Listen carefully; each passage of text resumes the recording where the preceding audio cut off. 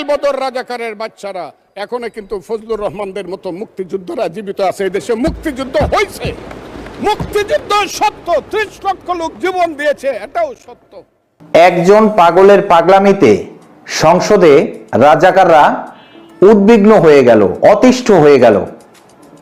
হ্যাঁ, আমি সেই পাগল মুক্তিযোদ্ধা ফজলুর রহমানের কথা বলছি, যিনি 2024 সালে যখন মুক্তিযুদ্ধকে অস্বীকার করে জামাতে ইসলামের লোকজন মুক্তিযুদ্ধ নিয়ে নানা কটু কথা বলছিলেন, তখন তিনি হুঙ্কার দিয়ে বলেছিলেন, এই রাজাকার আলবদরের বাচ্চারা মুক্তিযুদ্ধ এখনো হারিয়ে যায়নি, মুক্তিযোদ্ধারা এখনো বেঁচে আছে। হ্যাঁ, অবশ্যই সেই ফজলুর রহমানের কথা বলছি। ফজলুর রহমানের বক্তব্যের কিছুটা অংশ আমরা একটু শুনে আসি যে তিনি কি বলছেন। সেই যুদ্ধ, যে যুদ্ধে সারা পৃথিবী জড়িত ছিল, যে যুদ্ধে ইন্ডিয়া 3রা ডিসেম্বর 1971 সনে আমাদেরকে সহযোগিতা করার জন্য অংশগ্রহণ করেছিল এবং তার হাজার হাজার সৈন্য এই মাটিতে রক্ত দিয়ে গেছে, এবং যে ইন্ডিয়া আমাদের দেশের স্বাধীনতার জন্য বঙ্গোপসাগরে যে 7ম নৌবহর এসেছিল, আমেরিকার বিশ্বযুদ্ধের রিস্ক নিয়েছিল, আমাদের জন্য সোভিয়েত ইউনিয়নের মতো তিনটা ভেটু দিয়েছিল, তা না হলে আমাদের দেশ স্বাধীন হতো কিনা সন্দেহ ছিল। সেই মুক্তিযুদ্ধের সঙ্গে যখন 5ই আগস্টের পরে কি হলো আপনারা জানেন। এইখানে ইউনূস সরকার ছিল, আমি শিল্পকলার সামনে থাকি, একটা গান হইতে পারে নাই, একটা নাটক হইতে পারে নাই, একটা লালনের গীতি হইতে পারে নাই, একটা বাউল গান হইতে পারে নাই, সব কিছু কালো শক্তি ধ্বংস করে দিয়েছিল। তারা বলেছিল কোন মুক্তিযুদ্ধ হয় নাই, 47-এ যুদ্ধ হয়েছে, আর 24-এ যুদ্ধ হয়েছে, আর 71-এ গন্ডগোল হয়েছে। সেই দিন মুক্তিযোদ্ধা হিসাবে আমি বলেছিলাম, আমি বলতে পারবো কিনা কথাটা আপনি, এই আলবদর রাজাকারের বাচ্চারা এখনো কিন্তু ফজলুর রহমানদের মতো মুক্তিযোদ্ধারা জীবিত আছে। এই দেশে মুক্তিযুদ্ধ হয়েছে, মুক্তিযুদ্ধ সত্য, 30 লক্ষ লোক জীবন দিয়েছে, এটাও সত্য। এই যুদ্ধের মধ্য দিয়ে আমরা সেদিন তাদের সঙ্গে যুদ্ধ করেছি। আমার বাড়ির সামনে মব হয়েছে আমাকে হত্যা করার জন্য। সেদিন আমি আজকের পুলিশকে ধন্যবাদ দিব, আজকের মিলিটারিকে ধন্যবাদ দিব। 10 মিনিটের মধ্যে আমার বাড়ির সামনে তারা গিয়ে উপস্থিত হয়েছে আমাকে বাঁচানোর জন্য।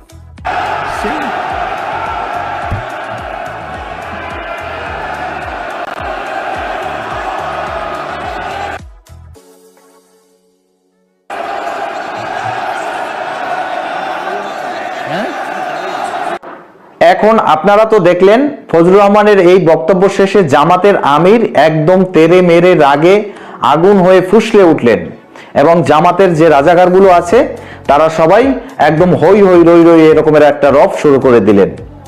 মানে জীবনের প্রথমবার তো সংসদে গেছে, তাদের তো থাকা উচিত অন্য জায়গায়, কিন্তু তারা তো এখন বাংলাদেশের সংসদে। পরিবেশ পরিস্থিতি এরকমের হয়ে গেছে। যাই হোক, একটা জিনিস আপনারা অস্বীকার করতে পারবেন না, 2024-এর 5ই আগস্টের পর থেকে বাংলাদেশে মুক্তিযুদ্ধ কথাটি হারিয়ে গিয়েছিল।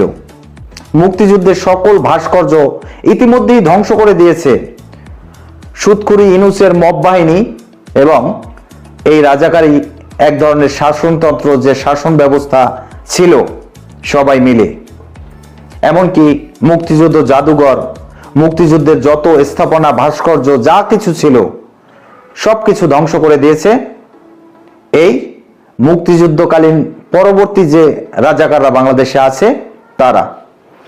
এখন সেই রাজাকারদের উদ্দেশ্য করে সংসদে যখন বিএনপি নেতা ফজলুর রহমান বক্তব্য দিলেন, তখন রাজাকাররা একদম রেগে তেরে মেরে সংসদে একদম উত্তেজিত হয়ে গেলেন।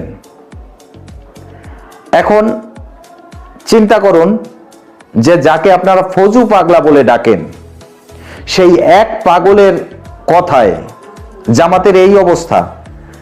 যদি সংসদে আওয়ামী লীগ থাকতো তাহলে আওয়ামী লীগের তো 100% মুক্তিযোদ্ধা, সেই মুক্তিযোদ্ধাদের পাগলামি দেখে এই জামাতের অবস্থা কি হতো, রাজাকারদের অবস্থা কি হতো, এটা হলো এখন বর্তমানে কথা। যাই হোক,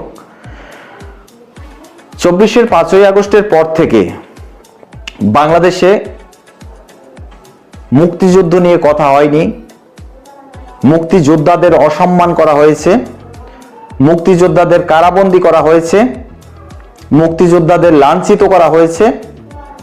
এই সব কিছুর সাক্ষী সংসদ নেতা ফজলুর রহমান। এমনকি তাকেও হত্যার উদ্দেশ্যে তার বাসার সামনে মব করা হয়েছিল। এই সব কিছু আপনারা জানেন। বিভিন্ন গণমাধ্যমে এগুলো ঢালাও আকারে প্রচারিত হয়েছিল। কিন্তু তৎকালীন সেই মব সম্রাট ডক্টর ইউনূস এবং সেই মব সম্রাটের যে সকল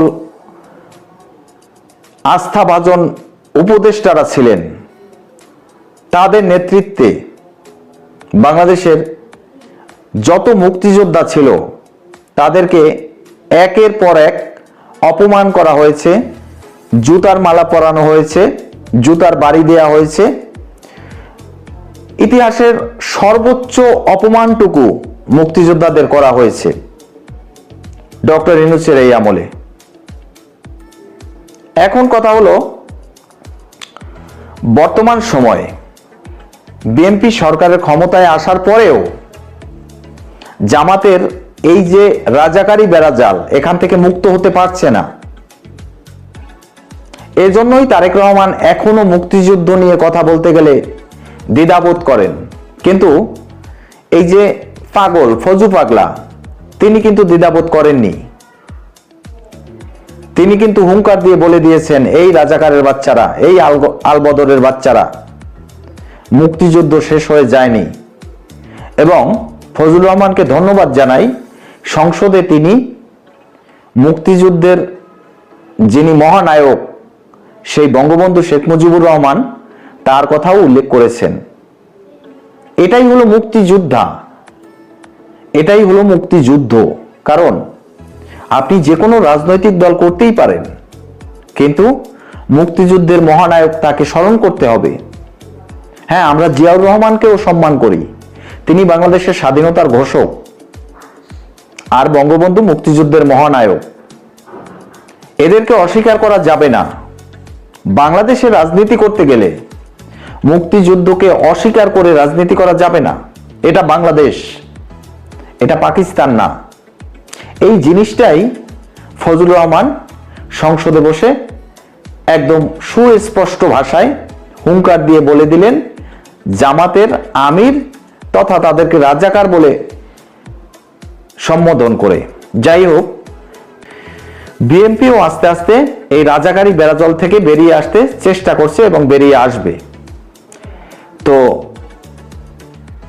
মুক্তিযুদ্ধ ফজলুর রহমানকে আমি আন্তরিকভাবে ধন্যবাদ জানাই, তার দীর্ঘায়ু কামনা করি এবং বাংলাদেশের সকল মুক্তিযোদ্ধাদের স্মরণ করে তাদের স্মরণে শ্রদ্ধা জানাই।